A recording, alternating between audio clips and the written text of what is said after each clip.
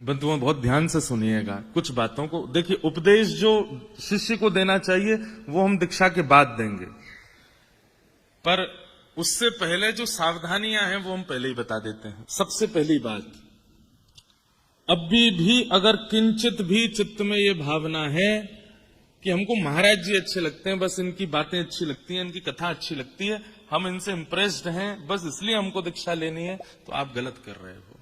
नहीं, दीक्षा तब लेनी है जब ये विश्वास चित्त में आ चुका है कि ये कह देंगे वो मेरे लिए पत्थर की लकीर है। ये अगर आज्ञा कर देंगे कि इस नियम का धारण करना है, तो उस नियम को धारण करने में मुझे दूसरी बार विचार नहीं करना पड़ेगा। महाराज जी के आज्ञानुसार किसी भी क्रिया को करने में हमको किंचित कोई दोबारा सोचने की इच्छा नहीं है।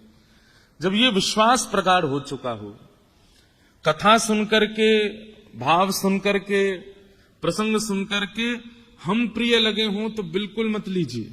ठाकुर जी प्रिय लगे हों तो ही दीक्षा ग्रहण कीजिएगा। मैं हमेशा कथा में इस बात को कहता हूं।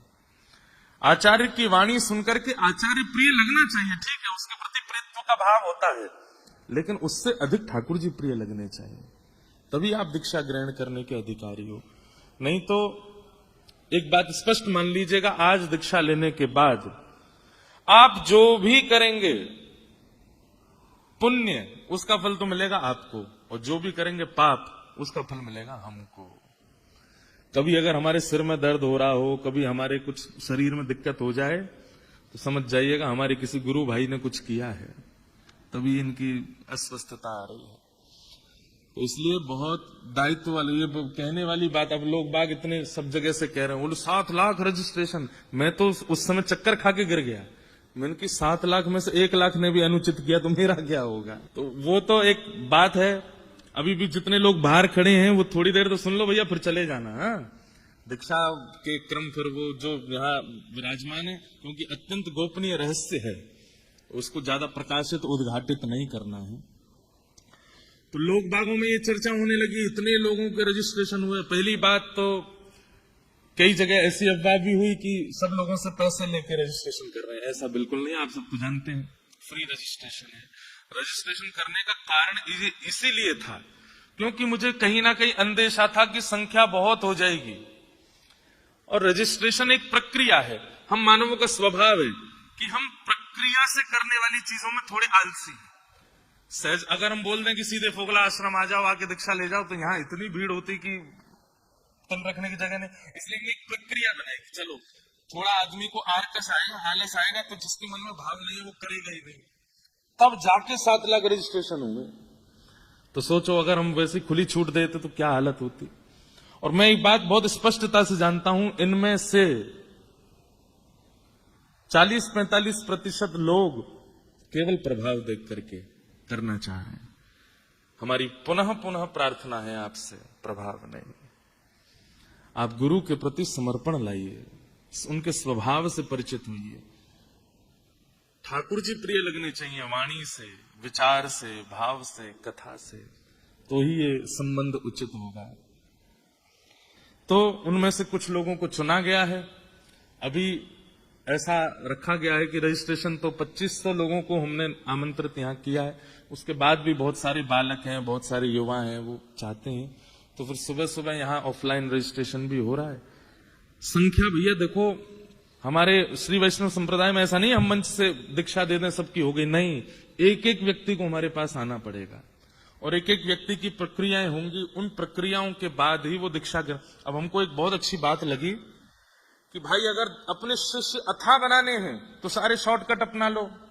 गुरु मंत्र माइक पे बोल देना, शंख चक्र सबको ऐसे ही 5-10 शंख चक्रों की मुद्रा बनवा दो, सबसे कह दो एक एक के जाके कंधे पे लगा दो। अगर बहुत संख्या में सबको दीक्षा देनी है तो फिर हम 5000 लोगों को भी दीक्षा 1 घंटे में दे सकते हैं। लेकिन एक बात बहुत जरूरी है कि हमको तो दीक्षा अब जीवन भर देनी है, आपकी तो एक ही बार होगी। आपकी वो जो एक बार होने वाली है उसमें शॉर्टकट नहीं है। उसमें ये शॉर्टकट नहीं चलेगा कि भाई माइक से बोल दिया, सबको शंख चक्र दे दिए और वहीं बैठ करके ले लो, हो गया काम, सब चलते बनो। ऐसे संख्या बढ़ाने वाली बात आ जाए तो महाराज हम एक दिन में 1 लाख लोगों को दीक्षा दे देंगे, लेकिन संख्या नहीं बढ़ानी है। मेरे लिए तो जीवन पड़ा है दीक्षा देने के लिए, आपके लिए तो एक ही बार का क्रम है ना, तो वो विधि से हो, विधान से हो, नियम से हो। अब तक हम आपके महाराज जी थे, अब तक हम आपके जो भी थे, अब हमारा आपसे संबंध हो गया, हम आपके हो जाएंगे, आप हमारे हो जाओगे। तो आज के बाद आप और हम अलग नहीं है। इसलिए ये पूरी, भाई किसी से विवाह करना हो, ठीक है, आजकल शॉर्टकट चला है कि जो प्रिय लगता है उसके संग रहने लगो, उसके संग आनंद करो, लिविंग रिलेशनशिप में चले जाओ, पर उसको प्रमाणित विवाह तो नहीं माना जाता। प्रमाणित विवाह तो माता पिता की आज्ञा होगी, होम यज्ञ होगा, ब्राह्मणों के सन्मुख होगा, उसमें फेरे होंगे, देवताओं का आह्वान होगा, अग्नि सब संस्कार आदि सब होते हैं, पाणी ग्रहण संस्कार, तभी विवाह संपन्न माना, तभी वो पति पत्नी कहलाते हैं एक दूसरे के। ठीक वैसे ही इस संबंध में आप हमारे, अच्छा एक और बात, हम अपना शिष्य नहीं बना रहे हैं, हम अपने आचार्य परंपरा का शिष्य बना रहे हैं। हमारे मुख्य आचार्य कौन है? श्री रामानुजाचार्य जी महाराज, उनकी परंपरा में आपको दीक्षा दे रहे हैं। तो आपके मुख्य गुरु कौन है? रामानुजाचार्य जी। हम माध्यम बन रहे हैं, इसलिए रामानुजाचार्य जी प्रत्यक्ष रूप में नहीं है, इसलिए जिन्होंने हमें शंख चक्र प्रदान किए, तिलक प्रदान किया, वही हमारे लिए रामानुजाचार्य, हम उनको प्रणाम कर रहे हैं। उस भाव से आप हमको देख सकते हैं। तो ये पूरा शिष्य परंपरा क्रम चलेगा। बंधुओं, कुछ विशेष जानकारी में लिख के लाया कि आप सबको पता होनी चाहिए। बाकी विशेष रामानुज परंपरा पर जो प्रवचन है, हमने आज तक अपने मंचों से सब परंपराओं की चर्चाएं की हैं, सबसे कम चर्चा अपनी परंपरा की है। अभी ये परंपरा की चर्चा केवल आप लोगों से होगी और किसी से नहीं होगी। अभी यहां पर हम केवल सूक्ष्म उपदेश दे रहे हैं, बाकी मूल परंपरा का आधार क्या है वो हम आपको गुप्त रूप से बताते रहा करेंगे। उसको जितना हो सके गोपनीय रखिएगा। मीराबाई कृष्ण की प्रिय थी, मीराबाई कृष्ण की दासी थी, मीराबाई कृष्ण की प्रियतमा बनना चाहती थी, पर उनकी जिह्वा पर नित्य नाम राम का रहता था। मीराबाई का गुरु मंत्र राम था, राम राम राम राम। मीराबाई राम राम जपती थी और ठाकुर जी को भजती थी। तो इसलिए ये गोपनीयता है। तो जो परंपरा के उपदेश होंगे वो बड़े अत्यंत गोपनीय हैं, वो आपको चित्त में धारण करके रखने हैं, सबसे शेयर नहीं करने हैं। दुनिया भर के अपने क्रमों की रील बनाइए, फोटो खींचिए, सब कीजिए, लेकिन इस गुरु परंपरा में आप कुछ मत कीजिएगा। इसको जितना हो सके गोपनीय रखिएगा, सबसे इसको शेयर मत कीजिएगा। हमारे हिंदू वैदिक परंपरा में, सनातन परंपरा में 4 परंपराएं हैं जिनसे दीक्षा लेने के लिए आज्ञा की गई है। कौन कौन सी? श्री, ब्रह्म, रुद्र और सनकादि। कितनी है? श्री, ब्रह्म, रुद्र और सनकादि। ये 4 परंपरा हैं। इन्हीं 4 परंपराओं में ही दीक्षा होती है। हमारी जो परंपरा है उसका नाम है श्री परंपरा। आज के बाद जब आप दीक्षा ग्रहण कर लेंगे तो आप श्री वैष्णव कहलाएंगे। कौन कहलाएंगे? श्री वैष्णव।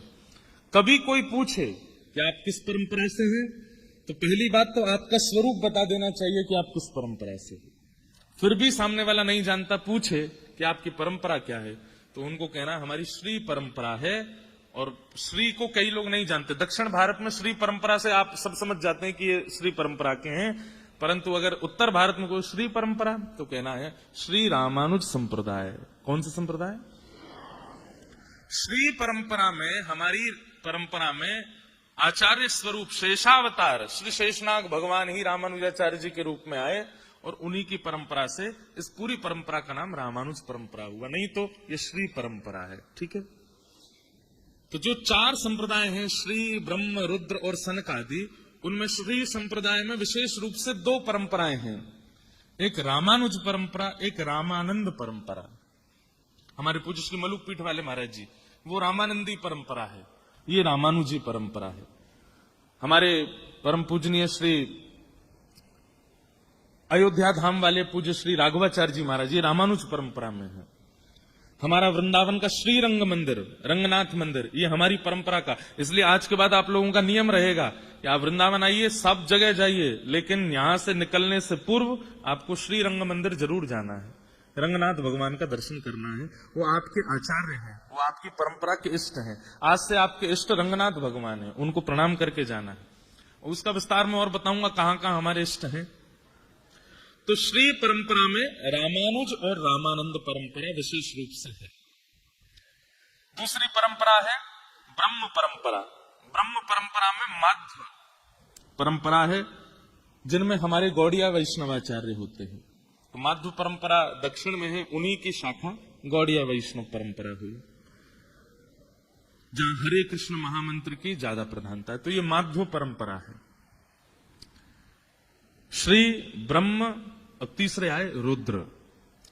रुद्र परंपरा में ही आगे चल करके विष्णु स्वामी परंपरा, और यही विष्णु स्वामी परंपरा ही श्री वल्लभ कुल, जहां के हमारे श्रीनाथ जी हैं, जहां हमारे वल्लभाचार्य जी महाराज, श्री गोसाई विठलनाथ जी महाराज, अष्ट सखा सूरदास, कुम्भन दास, रैदास, ये सब इन्हीं के शिष्य परंपरा में आए। तो वल्लभ कुल जो है ये रुद्र परंपरा के अंतर्गत है। और फिर हमारी चौथी परंपरा आती है सनकादि। सनकादि परंपरा में ही निम्बार्क संप्रदाय, और निम्बार्क संप्रदाय की ही शाखा आगे चल करके हमारे वृंदावन में हरिदासी, जो हरिदास परंपरा है, ये कहां से प्रारंभ हुई? ये निम्बार्क परंपरा से ही प्रारंभ हुई। तो ये चार परंपरा हैं, श्री, ब्रह्म, रुद्र और सनकादि। हमारी परंपरा कौन सी है? श्री। अब ये याद रहेगी चीज। दूसरी बात, कई बार आपके मित्र गौड़िया हैं, आपके मित्र रामानंदी हैं, आपके मित्र किसी अन्य परंपरा में हैं, तो कई मतों में आपके में और उनके में भेद होगा। आपको चाहिए उनके मत का सम्मान कीजिए, लेकिन अपने मत का पालन कीजिए। कई बार ऐसा होता है कि आप दूसरे के मत को जब देखते हैं तो उसका मत प्रिय लगने लग जाता है, और उसकी प्रियता में आकर के आपको लगता है कि हमारे मत में तो ऐसा नहीं है, हम ये करके देख लें। नहीं, हमारी आप कथा सुनते हैं, हम हितरवंश महाप्रभु का चरित्र भी कहते हैं, स्वामी श्री हरदास जी का चरित्र भी कहते हैं, हम चैतन्य महाप्रभु के भाव भी सुनते हैं, हम शंकराचार्य जी के भाव भी सुनाते हैं, लेकिन पालन करने की जब बात आएगी तो अपनी परंपरा का पालन करेंगे, जो हमारी परंपरा में निर्देशित है। समझ में आई बात? अब मान लीजिए आपका कोई हरिदासी मित्र है जो हरिदास परंपरा में है। अब हरिदास परंपरा का वो जो मित्र है, हरिदास परंपरा में एकादशी नहीं होती। अब वो तो खा रहे हैं आपके सामने रोटी, चावल, दाल, सब्जी, और आप व्रत करके बैठे। और क्या बताएं, हमारी परंपरा में तो एकादशी करनी पड़ती है भैया, यार हम भी तुम्हारी जैसे होते, खूब चकाचक खाते। उसी समय आपके इस दुर्भाव का दोष हमको लगेगा कि हमने क्यों दीक्षा दी, जब आपको परंपरा के नियमों में रुझान नहीं था। तो ठीक है, तो कभी भी किसी परंपरा के मत वाले का, अच्छा एक तो हो गई ये बात। दूसरी क्या होती? अरे तुम एकादशी नहीं करते हैं, तुम्हारे यहाँ एकादशी नहीं होती? राम राम राम, ये कोई नियम नहीं। किसी की अवहेलना भी नहीं करनी है, और किसी की परंपरा पर रीझ करके अपनी परंपरा का त्याग भी नहीं करना है। ठीक है, अपना मानिए, सबको जानिए, ये भाव होना चाहिए। भाई जैसे ब्याह होने के बाद में अब पत्नी दूसरों के घरों की बात अगर अपने, उसके घर में तो ऐसा होता है, उसके तो कलेश ही बनेगा। आपके घर का जो नियम है आप उसका पालन करो। कई 2-3 माताओं को मैंने देखा, उबासी आ रही है, कथा में उबासी ले लेना, इस उपदेश में उबासी मत लीजिएगा। यहां बिल्कुल सावधानी से बैठिए। ये हम बार बार सावधानी इसलिए कर रहे हैं, आपका कुछ नहीं होगा, हमारी लाज रखना भैया, हाथ जोड़ के आपसे प्रार्थना है, बहुत ध्यान से सुनिए। तो सब परंपराओं का भाव रखिए, लेकिन अपनी परंपरा का। अब देखो, जैसे हमारी परंपरा में एक नियम है, क्या? हमारे यहां तुलसी पहनते हैं, पर तुलसी जी का धारण कई स्थितियों में नहीं करते। जैसे आप शौच के लिए जाएंगे, उस समय आप तुलसी धारण नहीं कर सकते। आप अपवित्र अवस्था में तुलसी धारण नहीं कर। अब कई परंपराओं में नियम क्या है? बोले सोते समय, स्नान करते समय, हर समय तुलसी कंठ में होनी चाहिए, पता नहीं कब प्राण चले जाएं, इसलिए तुलसी का सदैव धारण होना चाहिए। अब उनकी परंपरा को प्रणाम है, पर हमारी परंपरा में नियम है, अगर आप शौच के लिए जा रहे हैं, अगर आप अपवित्र स्थान पर जा रहे हैं, तो उस समय हमारे लिए, क्योंकि श्री देवी, भूदेवी और श्री तुलसी देवी ये ठाकुर जी की हैं, हमारी परंपरा में कल्याण की प्रार्थना नहीं की जाती है कि हे तुलसी मैया आप मेरे कंठ पर है कि मेरा कल्याण करो। नहीं, हमारे यहाँ प्रार्थना है ही नहीं। हम ठाकुर जी से निवेदन नहीं कर सकते, जैसे राखो तैसे रहो, आपको इच्छा हो तो मेरे पर कृपा करना, मैं आपको जबरदस्ती हठपूर्वक कंठ में पहन करके नहीं डोलूंगा। इसलिए हमारी परंपरा में कई लोग मुझे टोकते, आपकी कंठी नहीं है। हमारी परंपरा में कंठी पहनते हैं, पर उसके नियम हैं। इसलिए अब इस परंपरा को आपको फिर इसका सम्मान करना पड़ेगा कि भाई श्री वैष्णव परंपरा में अगर ये नियम आचार्यों ने बताया है तो आचार्यों की बात हमको माननी पड़ेगी। आप एकादशी नहीं करते, हमारे यहाँ तुलसी धारण हर स्थिति में नहीं करते।